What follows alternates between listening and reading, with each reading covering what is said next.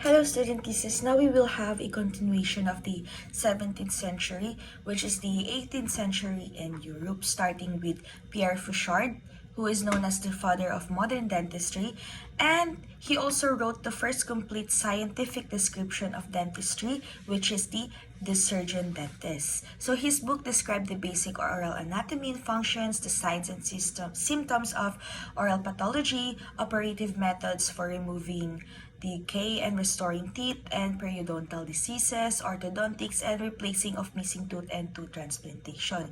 So the following are his followers in France and Germany, starting with Robert Bunon, who devoted to study the root causes of malformations and diseases as well as prevention techniques. And he is also into pedodontics. We also have here Etienne Bourdet, who appeared to be the best dentist after Fauchard because he mainly focuses on dental prosthesis, which is introduced by Fauchard.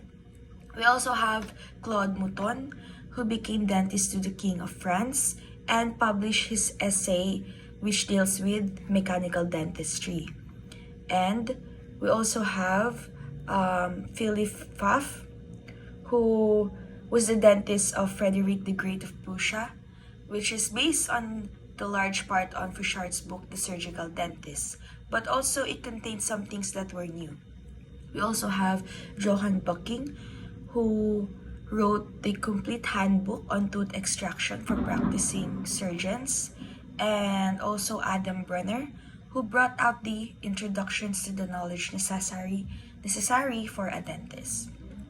We also have Thomas Berdmore, who said that sugar is bad for you, and he is a dentist to King George III, and he is regarded as the best leading dentist in England.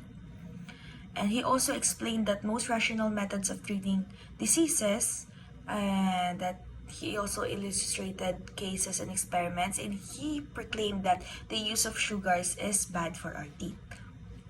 We also have John Hunter, who is regarded as the modern scientific surgery, and he was one of the most distinguished scientists and surgeons of his time. So he was an advocate of careful observation and use of scientific methods in medicine. And he was also in collaboration with Edward Jenner, who was a pioneer of the smallpox vaccine. And his wife, Anne Hunter, was a poet, and some of her poems were set to music by Joseph Haydn. And James Spence, who conducted tooth transplants, and in 1764 he set up his own anatomy school. And we also have